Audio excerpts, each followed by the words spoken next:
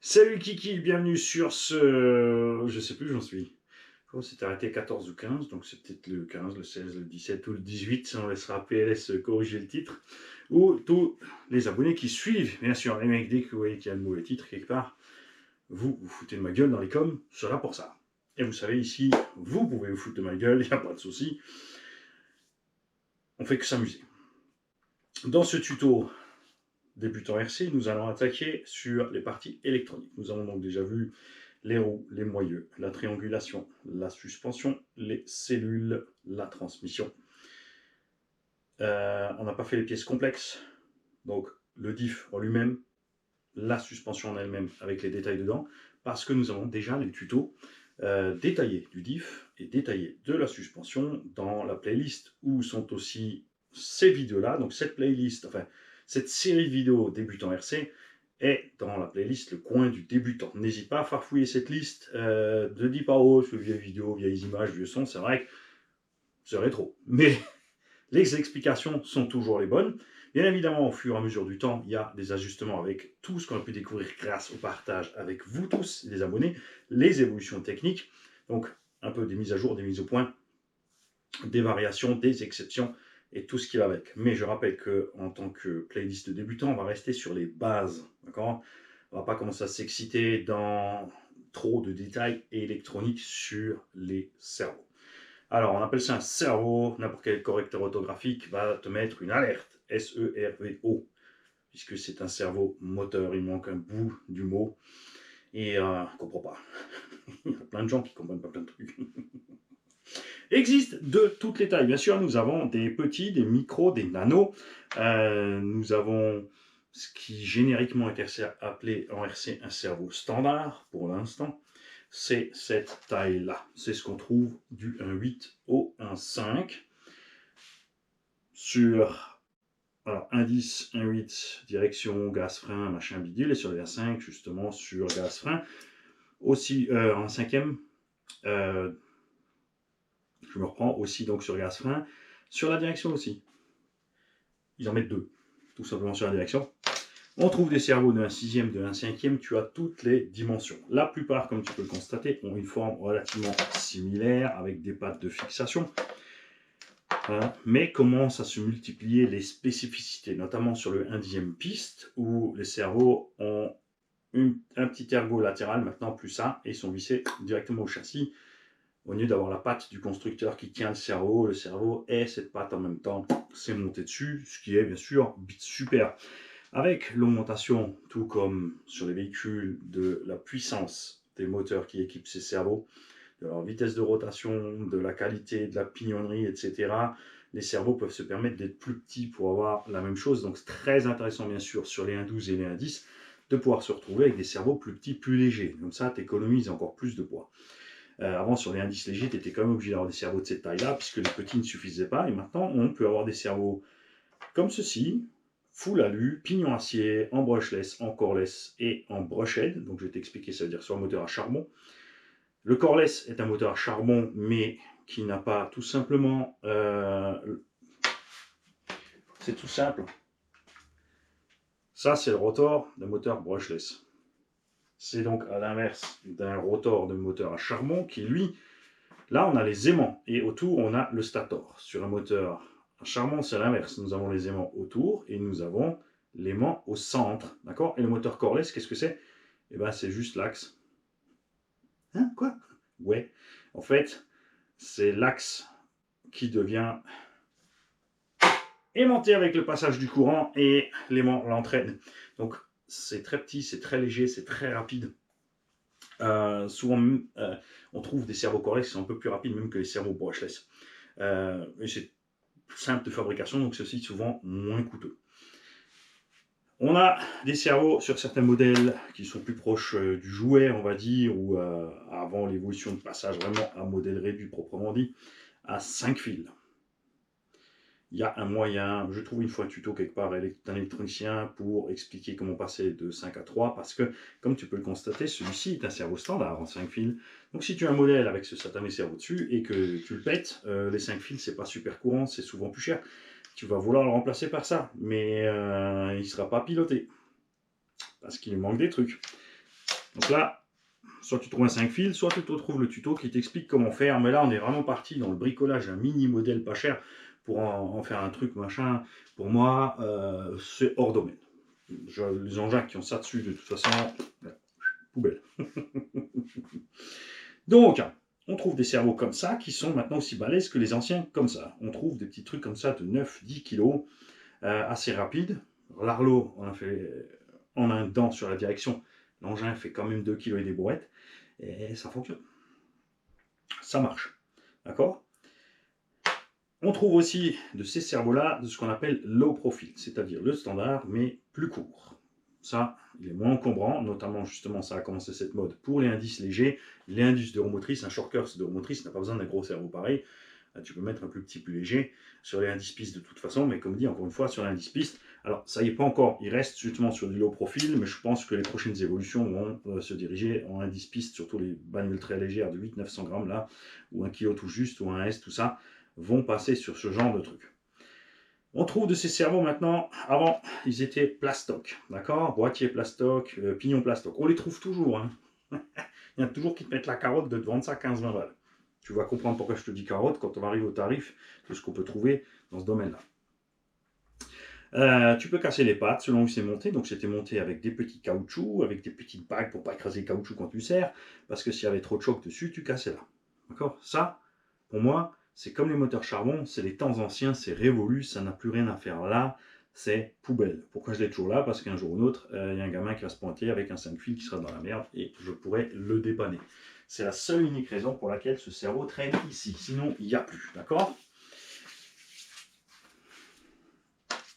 Donc, retrouver de ces cerveaux 7 kg, 9 kg, peut-être 12 kg. Ensuite, tu as ces cerveaux avec des pignons en laiton, c'est-à-dire qu'ils sont dorés ici. Donc, c'est plus balèze que le plastique, mais ça reste plus mou qu'un pignon en acier comme ça. Et pourquoi cette évolution sur laiton et acier? À cause de la puissance. On avait ensuite des cerveaux à laiton 15, 17, 18, 20, 25 kg. Et maintenant, enfin peut-être même 35, on trouve peut-être même encore des laitons en 35. On arrive sur des cerveaux comme ça. Ça, c'est un 45 kg. Existe jusqu'à 80 kg en taille standard. Donc, il faut un petit peu de l'artillerie au niveau de la solidité. On a un boîtier full alu. Il n'y a plus besoin de mettre des cales. De toute façon, avec une telle force et une telle rapidité, on est en 0,8 secondes. 0,08 secondes. En vitesse, ici, en 8,4 volts sur ce cerveau. C'est un cordless. Parce que précisément, ce cerveau 9 mode, je te le montre parce que c'est mes préférés, comme ça on fait du tout en un. J'achète plus que cela entre 35 et 45 kg. Les 35 sont un peu plus rapides, les 45 sont démultipliés autrement pour avoir un peu plus de force, donc un poil plus long. À 0,08 secondes ou 0,09, je ne crois pas que tu sentes grand chose. Si tu es en 8,4. On va y venir après aussi au voltage, ne vous inquiétez pas. Donc ce cerveau, full alu, IP67, cordless, coûte entre 32 et 35 euros. La version brushless coûte 40 à 45 euros si on le trouve.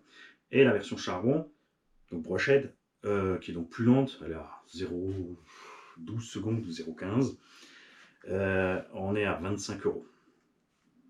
D'où je te parlais qu'il y en a qui te mettent une cartouche à te vendre un cerveau plastique avec pignon plastique pour le même prix. Et pas étanche. Ça, c'est quand même IP67, d'accord? Bien évidemment, en cinquième, on trouve la même évolution.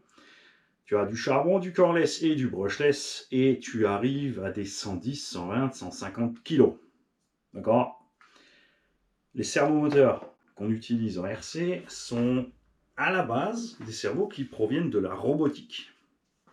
Pour la RC, ils ont été modifiés. À l'époque, on avait des angles de peut-être 45 degrés à gauche, 45 à droite. D'accord? Là, là. Si ton palonnier est en bas.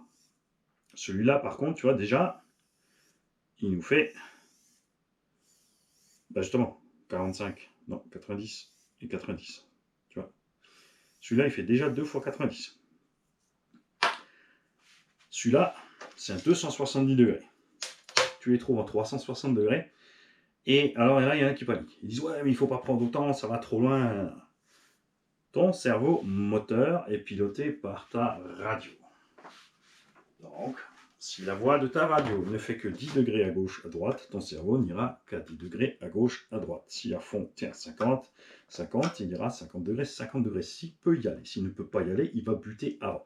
C'est précisément un des problèmes de ces cerveaux qui étaient limités en débattement. Il y avait des butées mécaniques à l'intérieur. Donc, sur un choc sur le véhicule, souvenez-vous, on a parlé de la direction, tu as un sauve-cerveau qui va décranter un certain point, et ensuite il arrive en butée lui aussi. Si lui il arrive en butée avant lui, tu pètes les butées dans le cerveau, et tu casses quelque chose à l'intérieur du cerveau. C'est pour ça que moi, dès que j'ai vu qu'il y avait des cerveaux maintenant qui ont des angles beaucoup plus grands, je ne prends plus que cela. Et des 270 ou 360 degrés, carrément, parce qu'il n'y a pas de butée du tout. Donc même si la direction va trop loin, le palonnier il fait le tour, hop, tu te retrouves avec la direction déglinguée sur le véhicule, c'est pas un problème, tu arrives, tu retournes tout, tu es reparti. Hein, c'est pas grave du tout. Donc plus de butée pour moi, c'est ce que je préfère.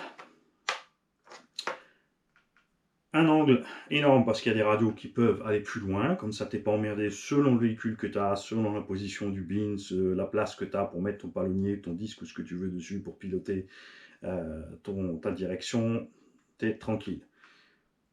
Tu as de la place. Niveau du prix ici aussi, un cerveau comme ça, 60 kg digital, donc ça c'est un moteur charbon, 60 kg en 7.4, ils ne sont pas très rapides. C'est pour ça qu'en 1/5, beaucoup aiment bien utiliser ces cerveaux-là. Ils préfèrent mettre 2 cerveaux comme ça sur la direction qu'un gros comme ça. Parce que 0,08 secondes.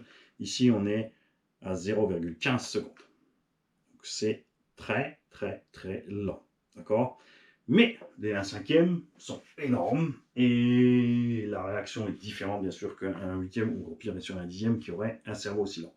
Si tu me poses la question, je te dirais, quoi que tu fasses, ne prends pas un cerveau qui est plus lent que 0,12 secondes.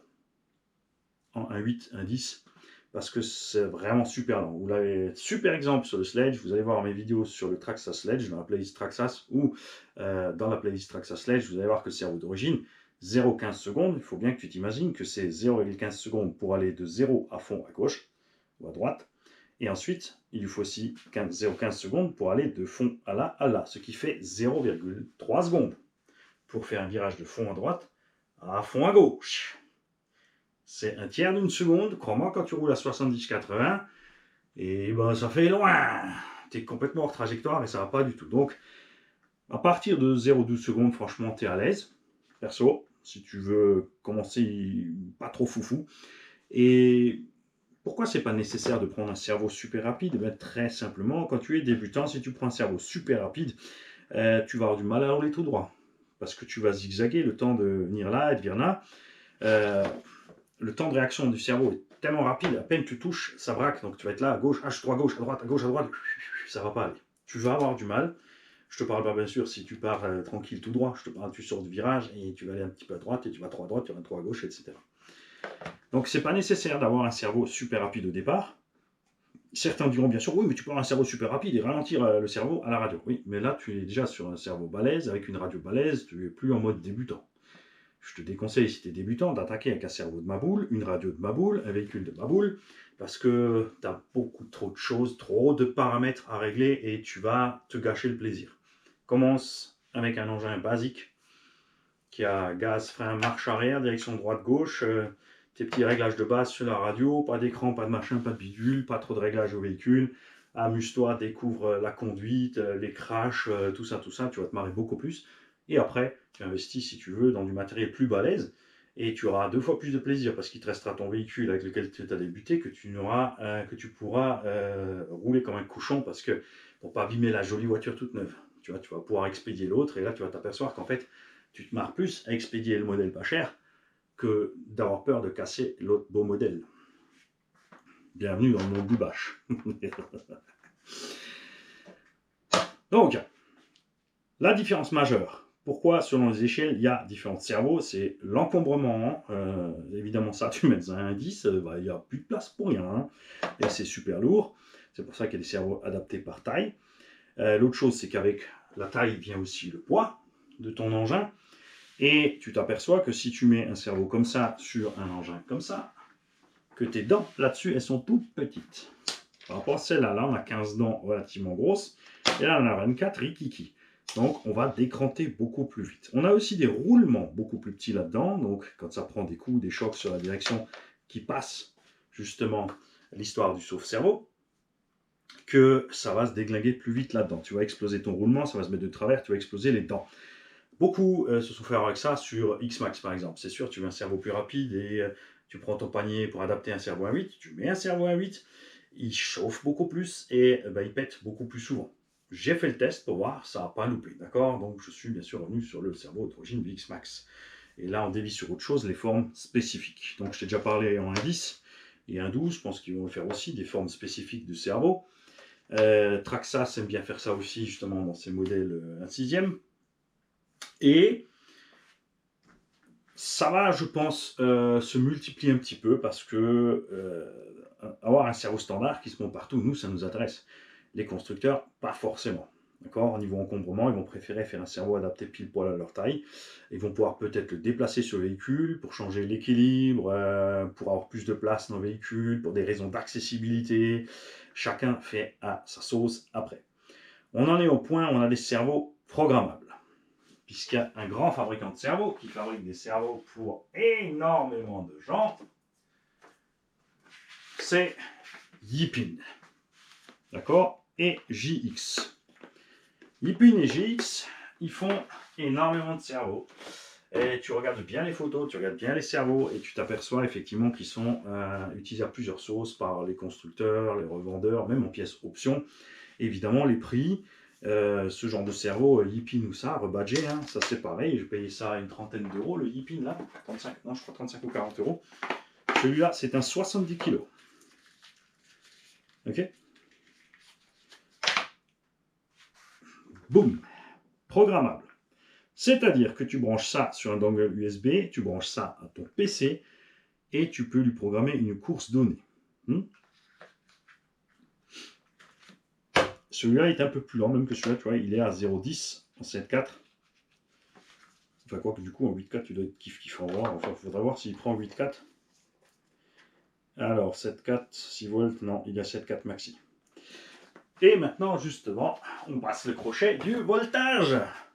Dans le temps, on avait des cerveaux qui fonctionnaient entre 4,8 et 6 volts. Ça correspondait à quoi? À 6 piles, 4 piles, pardon, NiMH, donc rechargeable au nickel-cadmium, dans ton petit bloc de piles pour la réception. D'accord? La plupart des becs, des varios électroniques, sortent ça. On avait du 5 volts, ensuite 6 volts, pas trop d'ampères parce que c'était un problème au niveau du vario, et puis du coup aussi fabrication du vario et la température à l'intérieur, parce que c'est quoi le bec? Alors, soit tu as un boîtier externe, donc on appelle ça un bec externe, donc soit tu as des piles, tu peux mettre bien sûr 4 fois 1,5 volts pour avoir tes 6 volts, tu peux mettre une seule lithium-ion, chargé à bloc c'est 4,2, tu peux mettre 2 lithium-ion, chargé à bloc c'est 8,4, quand tu tires dessus c'est entre 7,4 et 8, parce que tu ne tires pas non plus, c'est pas un moteur, donc ton voltage va être relativement élevé. Tu peux mettre une 1S LiPo, une 2S LiPo. Les lithium fer, parce que là on est du coup en 6,6 volts, ça se comporte un peu autrement, on est en 6,6 et 7,2, et c'est là qu'il faut faire très attention, puisque on trouve toujours encore des cerveaux qui ne supportent pas plus que 6 volts, donc ils vont cramer. C'est pas à 0,1 volts près, hein. Il y a une marge. Il y a des cerveaux qui prennent donc ici de 6 à 8,4. Généralement, du coup, ils ont des maxi à 9 et des brouettes. Et on a des cerveaux dans la robotique qui prennent du 4S LiPo. Ils ont carrément un cordon séparé pour l'alimentation. Tu branches une grosse pile et la commande va au récepteur pour piloter le cerveau. Donc, faites gaffe quand vous achetez le cerveau aux dimensions. D'abord, l'écart entre les plots, maintenant ici les cerveaux standards ne sont pas toujours les mêmes. Il y a des marques, une fois de plus Traxxas, qui ont fait un demi-millimètre de moins. Alors il y a des gens pour qui ça pose problème. Ils sortent leur cerveau Traxxas, ils mettent leur cerveau devant, le trou il est... Tu vois, il y a le pile au milieu, il est décalé un tout petit peu d'un côté. Et du coup, il bug. Et ils cherchent de midi à 14 des cerveaux de la bonne taille et pour rien. Puisque, comme tu peux le voir, le trou est relativement gros, c'est parce que des fois il y a des véhicules qui ont des petits ergots qui rentrent pile là-dedans, tu peux les couper, et tu utilises tout simplement une vis avec une rondelle. De toute façon, ces cerveaux, tu les montes proprement immobilisés. Avec 45 kg, tu ne vas pas monter ça sur des caoutchoucs, puisque tout ce que ça bouge dans les caoutchoucs, c'est perdu à la direction. Ça devient du jeu, ça devient du lag en timing, donc tu es monté, c'est débloqué. D'accord? Avec ce genre de cerveau. Bien évidemment aussi, tu t'assures que ton véhicule, ça ne sert à rien de mettre un cerveau de 60 kg sur une direction qui ne peut pas l'encaisser. Parce que tu vas péter ta direction, ton sauve-cerveau il ne sera jamais assez serré pour passer la force, ou ton cerveau justement est bloqué à donf, et tu vas défoncer ta direction. Donc tu n'as rien gagné. Donc tu fais gaffe aux écarts ici. Comme dit, ça se joue à 0,2, 0,3, 0,4 mm des fois. Donc pour nous, ça c'est jouable, on monte. Pour les gens super précis, bug, il meurt. Très important, la hauteur. Parce que là, il y a des pièges. Ces cerveaux d'infimode sont relativement hauts. Les cerveaux un peu plus standards, on va dire, sont comme ceci. Alors tu te dis, mais c'est pas beaucoup. Mais il y a des engins où ceci ne se monte pas. Ça ne passe pas. Donc, tu ne passeras pas, cerveau rogue. Et donc tu fais gaffe à la hauteur, très important. Les cerveaux qui sont montés couchés dans les châssis. De l'autre côté, il y a un arbre de transmission. Si c'est trop long, comment tu fais? Il existe des petites cales en plastique où tu les fais toi-même pour écarter ton cerveau. Attention où tu atterris, tu n'auras peut-être pas la place ici. Tu seras peut-être de travers sur ton palonnier, il faudra mettre ta rotule autrement, tu vois ce que je veux dire. Souviens-toi de l'épisode sur la direction à ce sujet-là, d'accord? Ça part vite en touille. Il faut donc prendre ce qui rentre. L'épaisseur, par contre, là, rarement un problème. Et un autre problème qui survient maintenant, qu'on n'avait pas dans le temps, c'est qu'avant, nous avions tous les câbles qui sortaient en bas, quoi qu'il arrive. Puisque des fois, c'est un peu étroit, tu dois glisser dedans, rentrer, et là, hop, t'es dedans. D'accord? Et tout d'un coup, les constructeurs se mettent à faire des sorties de câbles au milieu.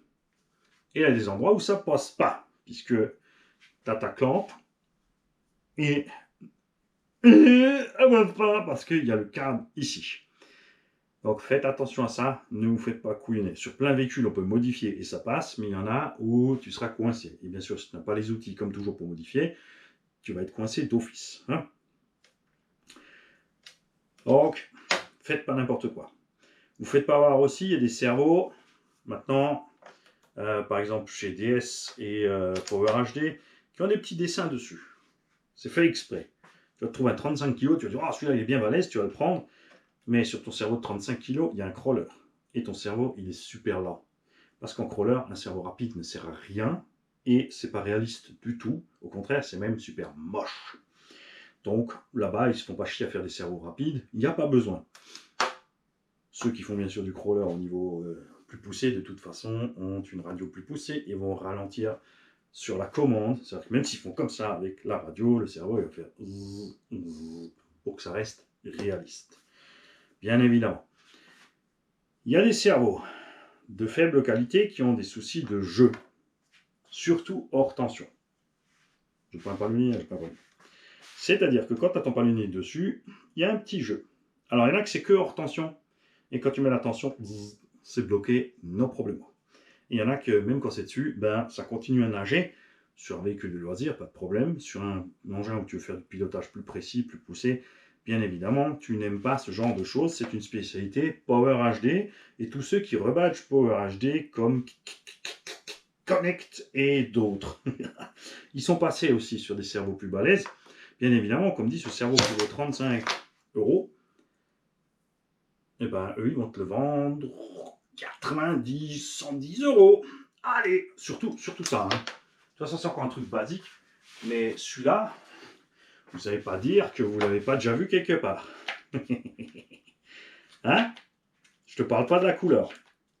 Je te parle de ce boîtier avec les petites rainures dedans. Vous les avez vus chez plein de rebadgers à des prix des fois. Tu te dis, oh, ça va!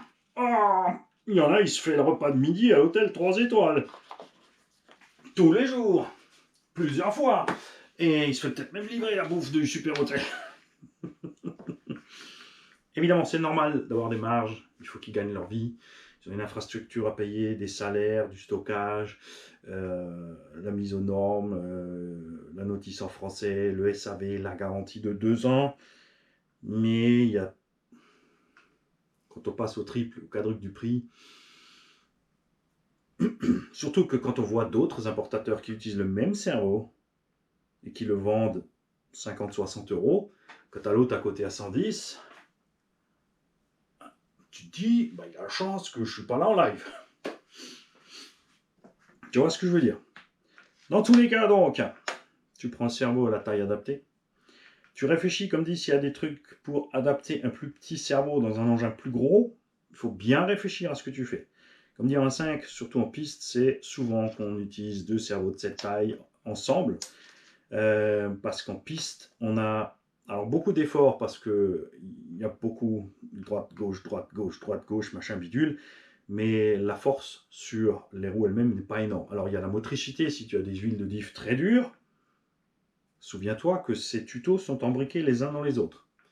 Quand je t'ai parlé de la direction, quand je t'ai parlé des différentiels, je t'ai spécifié quelque chose. C'est-à-dire que plus ton huile de diff avant est dure, plus tu vas forcer sur cette direction. Si la direction force, tu vas forcer plus sur le cerveau. Donc lui, il va prendre plus de coups, il va forcer plus, il va chauffer plus. Si tu as une spool, c'est-à-dire un essieu bloqué, c'est encore pire pour lui. C'est là que ça devient important d'avoir des cerveaux de plus en plus balèzes. Ils vont consommer plus aussi.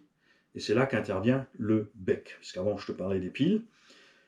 Il peut être intégré donc au vario. Et il y a des varios qui ont des becs faibles. Ça s'est quand même grandement amélioré, mais il y en a qui sont restés relativement faibles.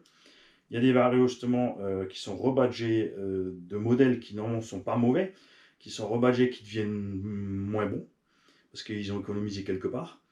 Et tu te trouves avec des becs trop faibles pour utiliser des cerveaux balèzes, ou justement la jonction de tout ça. Tu as mis de l'huile plus dure. C'est tout con, l'huile c'est pour la motricité. Qu'est-ce que ça avec la direction? Mais comme je te l'ai dit, si tu as de l'huile très dure et que tu accélères, ça tire tes roues tout droit. Ça veut dire que ton cerveau doit alors lutter contre la motricité qui veut lui remettre droit. D'accord? Donc tu as de l'huile plus dure là, tu as mis ton sauve-cerveau plus balèze, ton cerveau doit forcer plus, tu as un bec à 2 ampères, lui il va vouloir 3, 4, 5 ampères à ce moment-là. Ça va chauffer, ton récepteur va avoir des coupures, ton véhicule va faire des trucs erratiques bizarres, et tu vas chercher des pannes de midi à 14. Donc, gaffe à ce que vous prenez, tout ne se met pas. On fait un tout petit crochet quand même sur ça. Si tu as ce genre de réaction, je t'invite à faire un truc très simple, si tu es en électrique, c'est de séparer le fil rouge ici de ta prise. Tu lèves la languette, tu sors ton fil rouge, d'accord? Et tu utilises une batterie annexe. Donc évidemment, si tu as des cerveaux 6 volts, ne prends pas une LiPo 2S. Mais si tu as des cerveaux qui sont affichés en 7.2, il y a des gens qui ne comprennent pas. Ils me disent, ouais, c'est un cerveau en 7,4 volts, ma LiPo, il fait 8,4, je vais tout cramer. Non, puisque 7,4, c'est le voltage moyen. C'est-à-dire que quand tu branches ta 7,4, ton cerveau va encaisser. Normalement. Il y en a qui sont 6, ils encaissent maxi 7,4, et les 7,4 qui encaissent maxi 9. Donc bien lire les specs, faire attention. Moi, j'ai fait des essais aléatoires, puisque j'ai déjà eu plein de matos, plein de cerveaux. On a reçu des cerveaux qui étaient endommagés au niveau du pignon, donc on a tout simplement essayé. On a mis 6 volts, 7 volts, 8 volts, 9 volts. On a regardé à quel moment il pop. Et comme ça, tu sais, en fait, il encaisse. Comme par exemple le cerveau du X-Max, que personnellement, je roule en 7,4 volts. Les cerveaux d'origine, j'y balance 7,4. No problemo, ça fait 5 ans que je fais ça. Tout va bien. Mais ça n'engage que moi. Ça ne veut pas dire que tu dois le faire. Ça ne veut pas dire que quand tu vas le faire, ça ne va pas te péter la gueule. J'ai peut-être plus de chance que toi. C'est ton choix. Tu te décides, si ça fume, tu assumes ton choix et tu changes ton cerveau. Et tu t'en prends à personne. Il y a des gens comme ça, quand tu leur dis des choses, ils essaient et après c'est ta faute, c'est toi qui dois payer. Rassurez-vous, c'est pas ici. Nous, on a des abos super sympas. Si tu es nouveau sur la chaîne, tu verras dans les commentaires, tu poses des questions, il y a des gens qui te répondent de partout. Tout le monde va bien, tout le monde, on se rentre dedans, on s'amuse, on s'éclate, on se taquine, on se balance des manchettes, des râteaux, mais toujours dans la joie et la bonne humeur. Et surtout, l'orthographe, on chie dessus.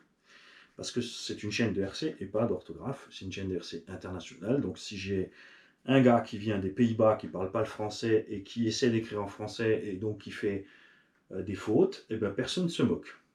On répond de la même façon et lui, il trouve ça drôle et nous, on trouve ça drôle et tout le monde, il est content. Donc tu sépares ce fil, tu mets ton jus annexe. Si ta panne est gommée, c'est le bec de ton vario qui est trop faible. Si elle n'est pas gommée, c'est ton cerveau qui a un bug. Donc à ce moment-là, tu branches un autre cerveau. C'est tout. On va s'arrêter là parce que niveau dépannage, on fera des tutos à part. D'accord? On a une playlist sur ces chaînes qui s'appelle Le coin du dépanneur. Je t'invite à aller la regarder. Et justement, je crois qu'on n'avait pas abordé ce genre d'empilement de panne électronique dans tous les sens. On avait fait tout ce qui est méca et les trucs basiques, moteur, vario, je crois, mais je ne sais plus, on en avait poussé autant. Donc ça aussi, on fera dans la playlist le coin du dépanneur. On ajoutera on mettra la série débutant RC, trouve ta panne. Par exemple, de cerveau, trouve ta panne de vario, trouve ta panne de bruit, tout ça. Et on intégrera ça là-dedans.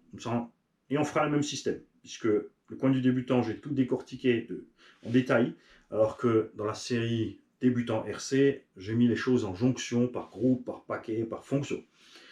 Donc on va aborder ces choses-là différemment, ça fera une petite mise à jour de la playlist, ça t'empêchera pas, je te le répète, de regarder les vieilles vidéos qui sont très très complètes.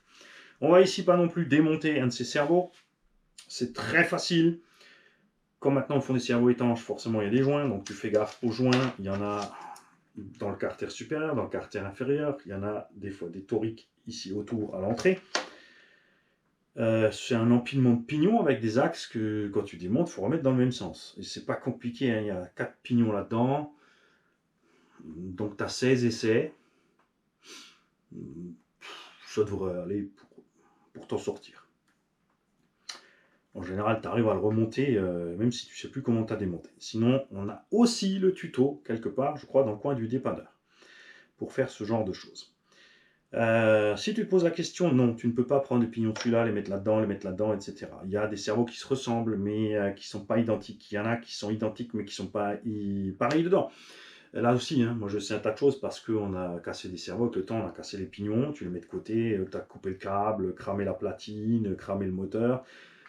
J'ai un tiroir entier de vieux cerveaux comme ça qui traînent, et comme ça, quand on a des cerveaux qui se ressemblent, on les démonte et on en refait un. C'est le cas de celui-là par exemple, tu vois, tu arrives avec un câble endommagé, le pignon cassé, on a 2-3 cerveaux, on les a récupérés, on les a remontés, et ça refait un cerveau. Ce cerveau, bien sûr, je le revends 35 € d'ailleurs, vous me mailez sur machin, vous me faites un PayPal. Mais non, t'es fou quoi.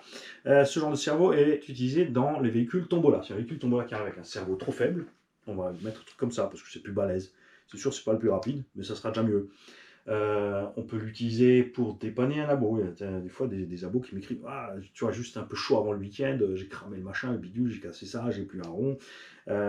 Nous, si on a ce qu'il faut, enveloppe, expédié. Puisque j'ai reçu des enveloppes des abos, j'ai reçu des timbres, des abos, surtout de papy. Que je te dise pas de batterie. Pas de batterie. Surtout de papy, Gilles, qui lui m'a envoyé des tonnes de timbres. Donc je mets ça dans une enveloppe matassée, je mets ça des timbres dessus et boum, on expédie. Alors ça ne veut pas dire que c'est cadeau pour tout le monde, hein. C'est des cas isolés, exceptionnels, machin. Puisque évidemment, si j'ai besoin des cerveaux, comme je viens de te le dire, pour des projets de tombola, eh ben, j'en ai pas de disponible. Hein. Au niveau des réparations, si tu coupes les câbles, ben, tu peux les ressouder, tu peux les rassembler comme tu veux pour que ça fonctionne. Moi perso, des fois, si je peux, je vais jusqu'à l'intérieur et je le fais propre à l'intérieur. Vous avez vu sur celui-là, hein, c'est soudé dedans, tu vois rien. Si j'ai les pignons, je change les pignons. Il y a des marques où tu as les pignons. Yipin te livre la boîte avec un jeu de pignons en plus. Il y a plein aussi de vendeurs qui vendent maintenant tous les cerveaux avec un palonnier alu par défaut avec. Alors, il y a plein de gens qui aiment bien les palonniers plastiques parce qu'ils disent: oui, si je pète le palonnier plastique, je pète rien d'autre, c'est une pièce fusible. Le problème, c'est qu'on a des véhicules tellement performants, tellement lourds, tellement rapides que tes palonniers plastiques, il n'y en a plus beaucoup vraiment qui tiennent longtemps. Et de toute façon, le cerveau est balèze, donc on met les palonniers alu et si tu as un sauve-cerveau réglable, tu déconnes pas sur ton réglage de sauve-cerveau, ça se passe bien pour ton cerveau. Il n'y a pas de sushi. Et c'est tout pour ce matin. Il y a sûrement encore plein de choses à dire, mais comme dit, on fera. J'essaie de rester un peu plus générique, parce que là, il y a plein de choses qui me sont venues en tête. Là, j'étais parti. Là, j'allais partir te démonter, te montrer l'histoire du potentiomètre, le coup du truc, bidule et tout, et les dépannages et les casses et tout, mais ça va être trop. Il y a un point extrêmement important qu'on va aborder ici, par contre, c'est que comme tu peux le constater, tu as un trou là-dedans avec un filetage. Merci Switchman. Et là, il y a des variantes. Les cerveaux pignons plastiques utilisent des vis, généralement pas plastiques, Bien sûr, tout ce qui est en métal, en acier, en laiton ont des pas métriques. Alors, tu as du M2 dans les tout petits cerveaux, du M2,5 dans les un peu plus gros, du 3 jusqu'à 4 mm selon les cerveaux en diamètre. Et le truc absolument, genre, la majeure partie des pannes auxquelles j'ai eu affaire sur les cerveaux, ce sont des gens qui ont mis des vis trop longues pour fixer le palonnier de cerveau. Ne vous faites pas avec ça. Alors, il y a de plus en plus de cerveaux qui ne débouchent plus de l'autre côté. C'est-à-dire que ton trou est borgne. Tu vas mettre ta vis, si elle est trop longue, elle s'arrête. Si tu serres trop, elle pète. Et là, c'est Mimi, c'est Rara, c'est la même merde. Mais ça sera le tuto. Comment sortir les vis qui ont foiré. Ou que tu as foiré. Et il y a certains cerveaux où ta vis, elle va traverser cette pièce-là. Et cette pièce-là, il faut savoir qu'elle est montée sur le potentiomètre. Le potentiomètre sert au cerveau à savoir où il est positionné. C'est relié au moteur, électriquement bien sûr, pour lui dire, parce que donc il y a des cerveaux qui ont des butées méca. Quand tu arrives en butée méca, la tension du cerveau monte, ça lui donne l'ordre de stop. Mais ça comme dit, ça se fait plus trop. La plupart ont tout simplement utilisé le potentiomètre, donc à 45 degrés, il sait qu'il arrive au max, il coupe le jus moteur. Ce genre de choses. Donc ce potentiomètre, c'est une simple petite molette en plastique sur une petite piste électronique, c'est tout petit, et si ta vis va trop loin, tu vas lui pousser sur la tête, tu vas l'enfoncer sur la piste électronique, et là, c'est Mimi, c'est Rara, c'est la même. Tu as un cerveau qui au neutre fait... Pas le bruit, attention, ne confondez pas le bruit, ça on va en parler après, d'accord? Ça c'est la question la plus fréquente que j'avais, ça commence à disparaître. Donc ton cerveau neutre, il fait...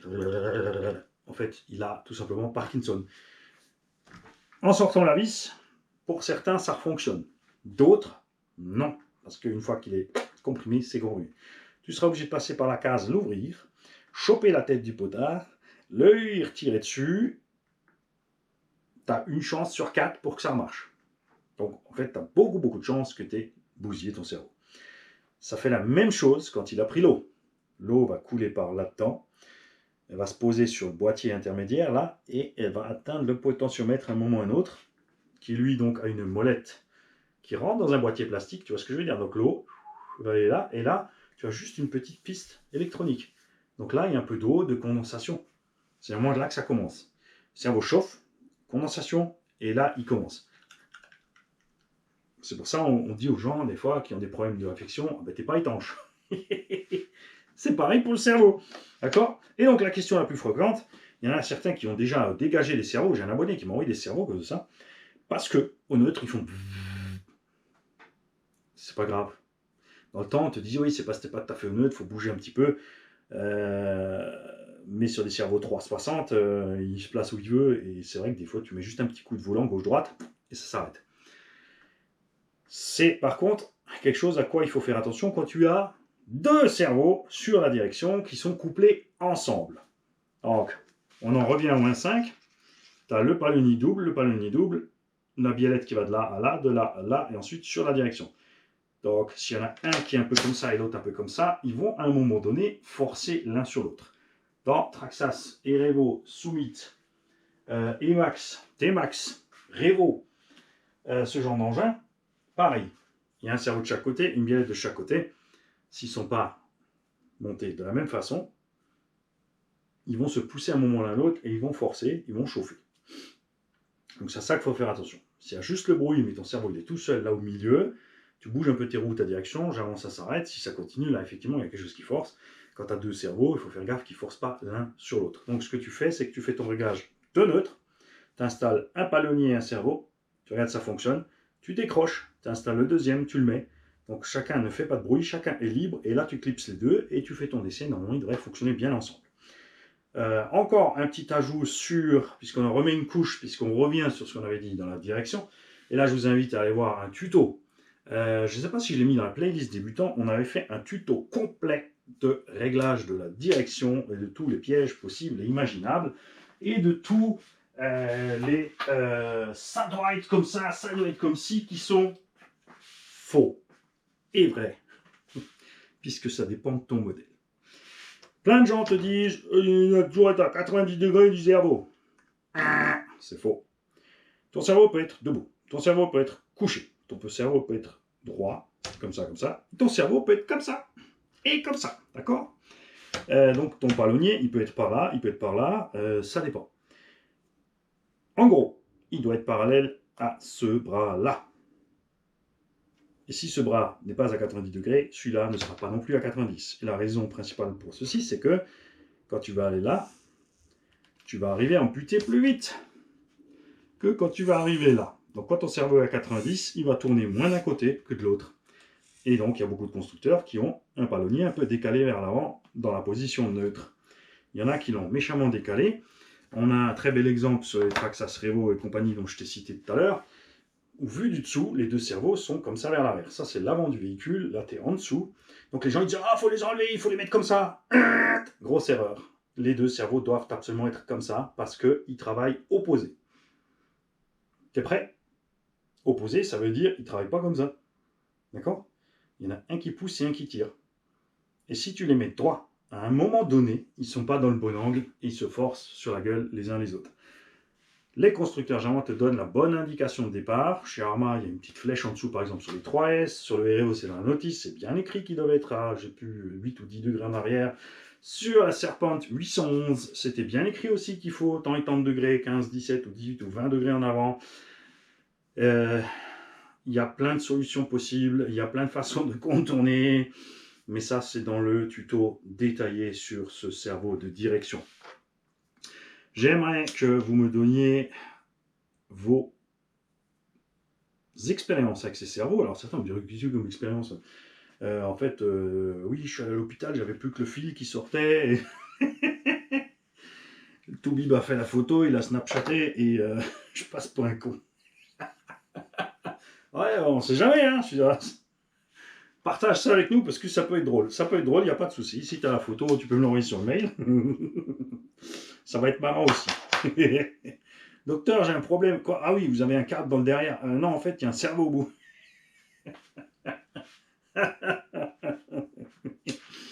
Ah, c'est un standard 1.8. Non, en fait, j'étais motivé.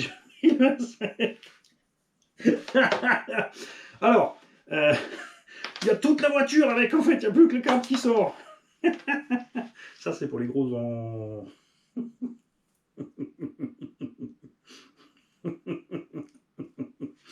Non, je ne dirais pas le mot en haut.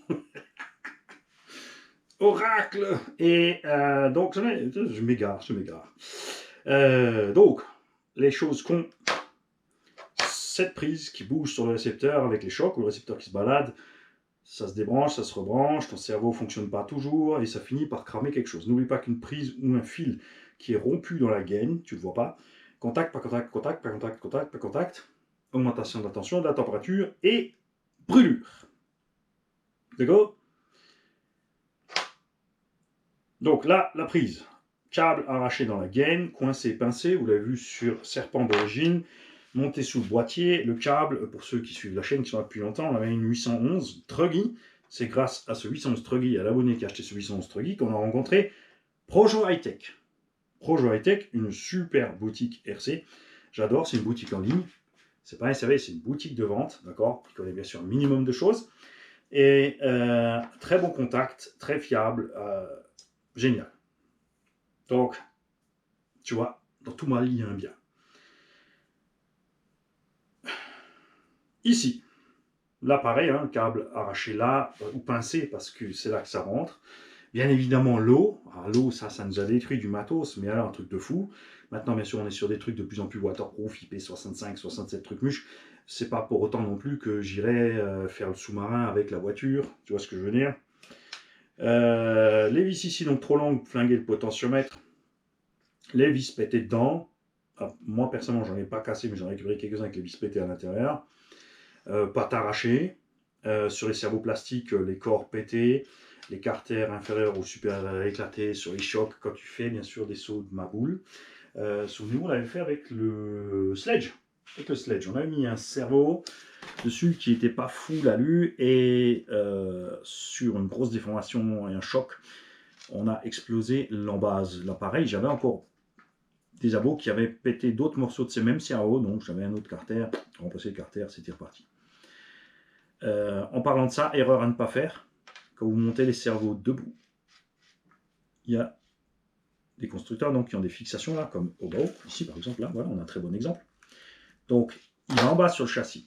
Il ne faut pas que ton cerveau soit posé sur le châssis et serré en force en haut. À ce moment-là, il faudra absolument le rehausser pour qu'il soit un peu distant. Les cerveaux qui sont couchés en général aussi sont juste montés légèrement à plat. La plupart du temps, on a un espace entre le cerveau et le châssis. Les vis qui viennent par là. Donc ça, c'est ce qui peut arriver avec les cerveaux. Bien sûr, les cerveaux à moteur charbon, donc ce qui arrive sur les X-Max, au bout de 3, 4, 5 ans de loyaux et service, en fait, tu as le moteur charbon de ton cerveau qui... Tu sais quand c'est les charbons, quand ton moteur est de plus en plus lent. Ton cerveau est de plus en plus lent, il galère de plus en plus, ça chauffe. Alors attention, il y a des roulements là-dedans, enfin, il y a des bagues ou des roulements. La plupart maintenant sont sur roulement à billes, donc tu peux bien sûr avoir les roulements à billes ici qui ont pris la flotte, qui ont grippé, qui font forcer le cerveau. Du coup, le moteur dedans qui est tout rikiki, il faut se dire que le moteur, il n'a pas cette taille-là, là-dedans. Hein.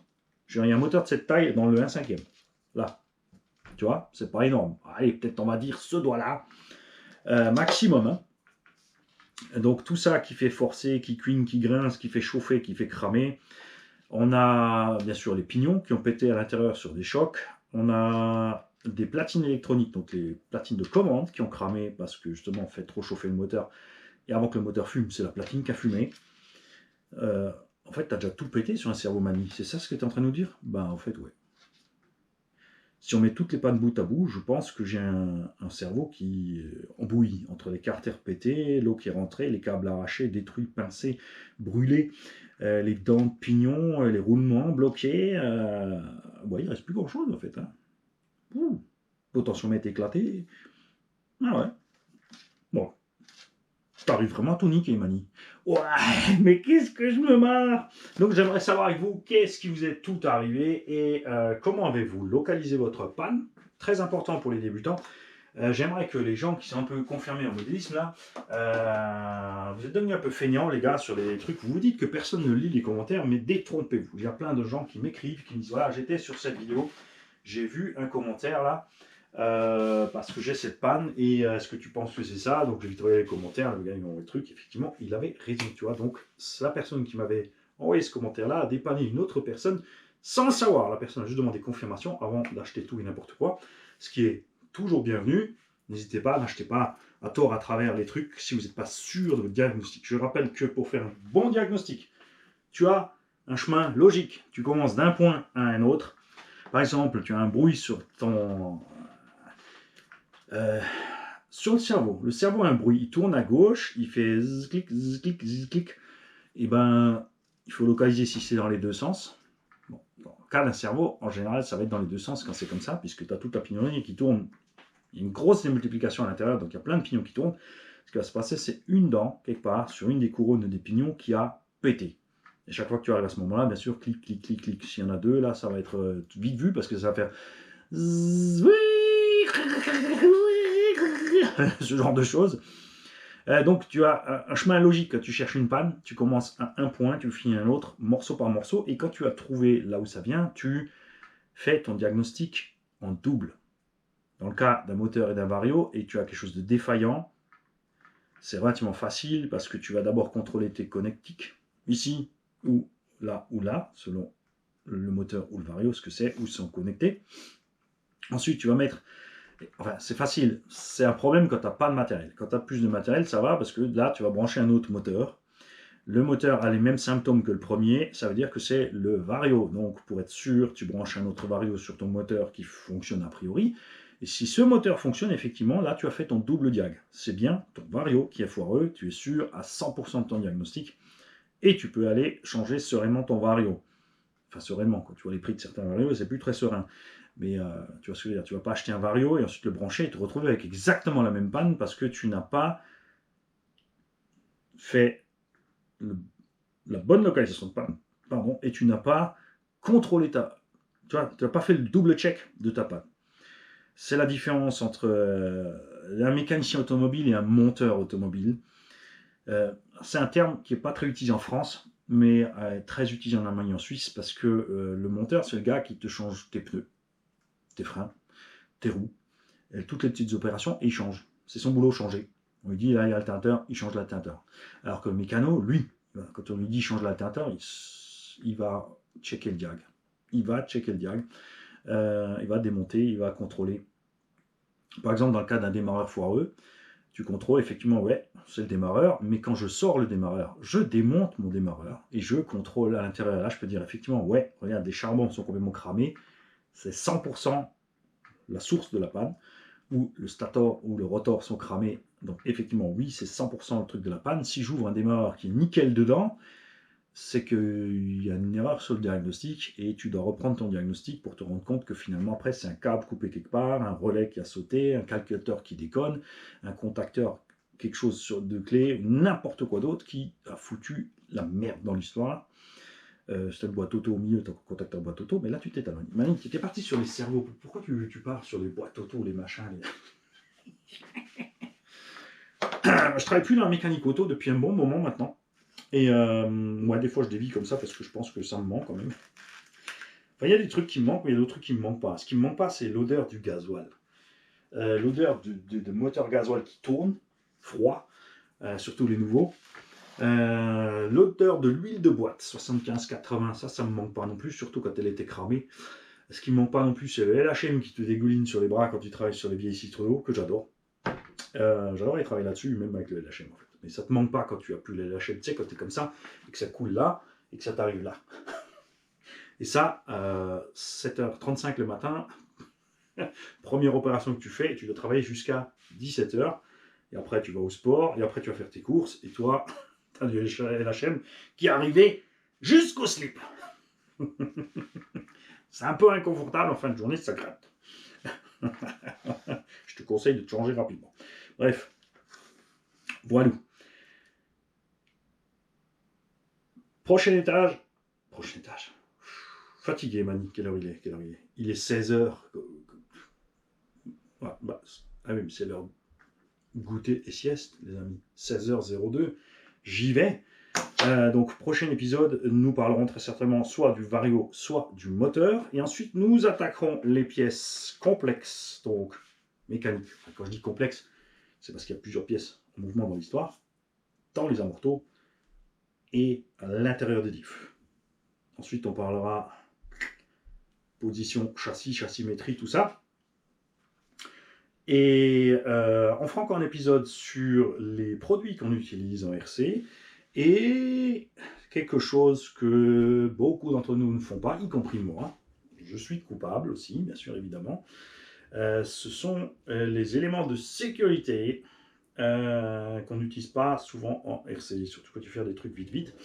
Et tout ce qui peut t'arriver, et tu verras qu'il y a des trucs à la con qui peuvent te poser problème à long terme, alors que tu es juste en train de faire un pauvre loisir. D'accord ?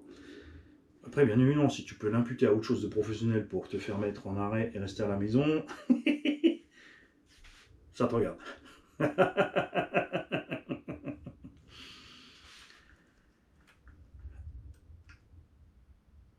Je m'arrête, ça suffit. GoPro, arrêtez.